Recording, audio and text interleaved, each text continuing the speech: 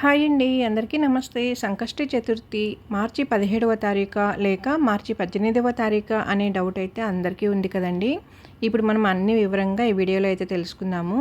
సంకష్టి చతుర్థి తేదీ, సమయం, ఆచారాలు, ప్రాముఖ్యత, తిథి అన్నీ కూడా ఈ వీడియోలో తెలుసుకుందాము. ముందుగా కొత్తగా చూసేవారుంటే కానీ ఛానల్ సబ్స్క్రైబ్ చేసుకొని ఛానల్లోకి వెళ్ళి వీడియోస్ అన్నీ కూడా చూడండి. ఎలా ఉన్నాయి ఏంటి అనేది కామెంట్ చేయండి. ఇప్పుడు మనం సంకష్టి చతుర్థి గురించి అన్ని వివరాలు క్లియర్గా తెలుసుకుందాము. దక్షిణ భారత రాష్ట్రాలలో సంకష్టి చతుర్థి సంకటహర చతుర్థి అని కూడా పిలుస్తూ ఉంటారు. ఇది హిందువులకు పవిత్రమైన పండుగ. దీనిని గణేశుడి గౌరవార్థం జరుపుకుంటాము. సంకష్టి చతుర్థి మార్చి 18వ తారీఖు 2025 మంగళవారం నాడు.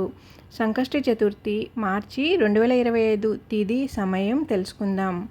తిథి మార్చి 17న సాయంత్రం 7:33 నుంచి మార్చి 18 రాత్రి 10:09 వరకు ముగుస్తుంది. ప్రతి హిందూ క్యాలెండర్లో నెలలోని కృష్ణపక్షంలోని చతుర్థి తిథి 4వ రోజు నాడు సంకష్టి చతుర్థి జరుపుకుంటారు. ఇది ప్రతి హిందూ క్యాలెండర్లో నెలలో కృష్ణపక్ష క్షీణదశ యొక్క చతుర్థి 4వ రోజు నాడు జరుపుకుంటారు. ఇంకా సంకష్టి చతుర్థి మంగళవారం నాడు వచ్చినప్పుడు దీనిని అంగార్కీ చతుర్థిగా ప్రసిద్ధి చెందింది. మరియు అన్ని సంకష్టి చతుర్థి రోజులలో అత్యంత పవిత్రమైనదిగా పరిగణిస్తారు. ఎందుకంటే మంగళవారం వచ్చే తిథి చతుర్థిని అత్యంత పవిత్రమైనదిగా పరిగణిస్తారు. ఈ పండుగ వేడుకలు భారతదేశంలోని ఉత్తర మరియు దక్షిణ రాష్ట్రాలు రెండింటిలోనూ ప్రబలంగా ఉంటాయి. మహారాష్ట్ర రాష్ట్రంలో ఉత్సవాలు మరియు విస్తృతంగా ఇంకా గొప్పగా ఉంటాయి. సంకష్టి అనే పదానికి సంస్కృత మూలం ఉంది. ఇంకా ఇది కష్ట సమయాల్లో విముక్తి అని సూచిస్తుంది. అయితే చతుర్థి అంటే 4వ రోజు లేదా గణేశుడి రోజు అని అర్థం.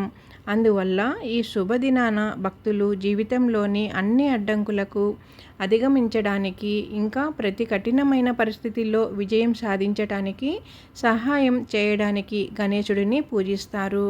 సంకష్టి చతుర్థి ఆచారాల గురించి తెలుసుకుందాం. సంకష్టి చతుర్థి రోజున భక్తులు ఉదయాన్నే లేచి గణేశుడిని పూజిస్తారు. వారు తమ దేవత గౌరవార్థం కఠినమైన ఉపవాసం ఉంటారు. కొంతమంది పాక్షిక ఉపవాసం కూడా చేయవచ్చు. ఈ ఉపవాసం పాటించేవారు పండ్లు, కూరగాయలు ఇంకా మొక్కల వేర్లను మాత్రమే తినగలరు. ఈ రోజున ప్రధాన భారతీయ ఆహారంలో వేరుశెనగ, బంగాళాదుంపలు మరియు సబూదానా కిచడీ ఉంటాయి. సాయంత్రం చంద్రుడిని చూసిన తర్వాత సంకష్టి పూజ చేస్తారు. గణేశుడి విగ్రహాన్ని దుర్వా గడ్డి మరియు తాజా పువ్వులతో అలంకరిస్తారు. ఈ సమయంలో దీపం కూడా వెలిగిస్తారు. ధూపం వెలిగించడం మరియు వేద మంత్రాలను పఠించడం వంటి ఇతర సాధారణ పూజా ఆచారాలు కూడా నిర్వహిస్తారు. దీని తర్వాత భక్తులు ఆ నెలకు సంబంధించిన వ్రతకథ చదువుకుంటారు. సాయంత్రం గణేశుడిని పూజించి చంద్రుడిని చూసిన తర్వాత మాత్రమే ఉపవాసం విరమిస్తారు.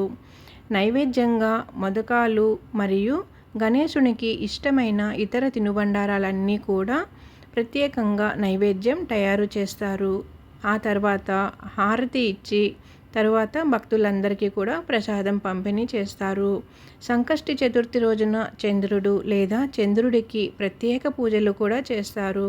ఇందులో చంద్రుని దిశలో నీరు, చందనం, పవిత్ర బియ్యం, పువ్వులు చల్లి పూజ చేస్తారు. ఈ రోజున గణేశ స్తోత్రం, సంకష్టనాశన స్తోత్రం మరియు వక్రతుండ మహాకాయ వంటి కొన్నింటిని పఠించడం శుభప్రదం. నిజానికి గణేశుడికి అంకితం చేయబడిన ఏవైనా ఇతర వేద మంత్రాలను కూడా జపించుకున్నామంటే అంతా మంచి జరుగుతుంది. ఇప్పుడు మనం సంకష్టి చతుర్థి ప్రాముఖ్యత గురించి కూడా తెలుసుకుందాం. పవిత్రమైన సంకష్టి చతుర్థి రోజున చంద్రుడిని చూడటంలో ప్రత్యేక ప్రాముఖ్యత ఉంది. గణేశుడు భక్తులు తమ దేవతలను అంకిత భావంతో ప్రార్థించడం ద్వారా ముఖ్యంగా అంగార్కీ చతుర్థి రోజున వారి కోరికలన్నీ నెరవేరుతాయని ఇంకా వారు సంపన్న జీవితాన్ని గడుపుతారని నమ్ముతారు. సంతానం లేని జంటలు కూడా సంకష్టి చతుర్థి వ్రతాన్ని ఆచరిస్తారు. తద్వారా సంకష్టి చతుర్థిలో సంకష్టి చతుర్థి వ్రతం ఆచరిస్తారు. ప్రతి చంద్రమాన మాసంలో సంకష్టి చతుర్థి జరుపుకుంటారు కాబట్టి ప్రతి నెలలో గణేశుడిని వేర్వేరు పీఠాలు, తామర రేకులు మరియు పేర్లతో పిలుస్తారు. మొత్తం కూడా 13 వ్రతాలు ఉన్నాయి. ప్రతి వ్రతానికి ఒక నిర్దిష్ట ఉద్దేశ్యం మరియు కథ ఉంటుంది. వీటిని వ్రతకథ అని పిలుస్తారు. అందువల్ల మొత్తం 13 వ్రతకథలు ఉన్నాయట. ప్రతి నెలకు ఒకటి మరియు చివరి కథ ఆదిక కోసం, అంటే హిందూ క్యాలెండర్లో ప్రతి 4 సంవత్సరాలకు వచ్చే అదనపు నెల. ఇప్పుడు మనం గణేశుణ్ణి ఏ నెలలో ఏ పేరుతో పిలుస్తారు, అలాగే ఏ పీఠం పేరు కూడా ఉంది అనేది తెలుసుకుందాం. ఇప్పుడు చైత్రమాసంలో వికట మహా గణపతి అని పిలుస్తారట. పీఠం పేరు వినాయక పీఠం. వైశాఖ మాసంలో గణేశుని పేరు చనక్రరాజ ఏకదంతం గణపతి. పీఠం పేరు శ్రీచక్ర పీఠం. జ్యేష్ఠ మాసంలో గణపతి పేరు కృష్ణ పింగళ మహాగణపతి. పీఠం పేరు శ్రీ శక్తి గణపతి పీఠం. ఆషాఢ మాసంలో గణపతి పేరు గజానన గణపతి. పీఠం పేరు విష్ణు పీఠం. శ్రావణ మాసంలో గణపతి పేరు హేరంబ మహాగణపతి. పీఠం పేరు గణపతి పీఠం. భాద్రపద మాసంలో గణపతి పేరు విఘ్నరాజ మహాగణపతి. పీఠం పేరు విఘ్నేశ్వర పీఠం. ఆశ్వీజ మాసంలో గణపతి పేరు వక్రతుండ మహాగణపతి. పీఠం పేరు భువనేశ్వరి పీఠం. కార్తీక మాసంలో గణపతి పేరు గణదీప మహాగణపతి. పీఠం పేరు శివపీఠం. అలాగే మార్గశిర మాసంలో గణపతి పేరు అకురత మహాగణపతి. పీఠం పేరు దుర్గాపీఠం. పుష్యమాసంలో గణపతి పేరు లంబోదర మహాగణపతి. పీఠం పేరు సౌరపీఠం. మాఘమాసంలో గణపతి పేరు ద్విజప్రియ మహాగణపతి. పీఠం పేరు సామాన్య దేవపీఠం. పాల్గొన మాసంలో గణపతి పేరు బాలచంద్ర మహాగణపతి. పీఠం పేరు ఆగమ పీఠం. ఆదిక మాసంలో గణపతి పేరు విభువన పాలక మహాగణపతి. పీఠం పేరు దూర్వా బిల్వ పత్రపీఠం. ఈ వ్రతంలోని ప్రతి కథ కూడా ప్రతి నెలకు ప్రత్యేకమైనది. ఇంకా ఈ నెలలోనే పఠించబడుతుంది. హిందూ గ్రంథాల ప్రకారం ఈ పవిత్ర రోజున శివుడు తన కుమారుడు సంకష్టి గణేశునికి మరొక పేరు విష్ణువు, లక్ష్మి మరియు పార్వతి తప్ప ఇతర దేవుళ్లపై ఆధిపత్యాన్ని ప్రకటించాడట. అప్పటి నుంచి సంకష్టిని శ్రేయస్సు, అదృష్టం మరియు స్వేచ్ఛకు దేవుడిగా పూజిస్తారు.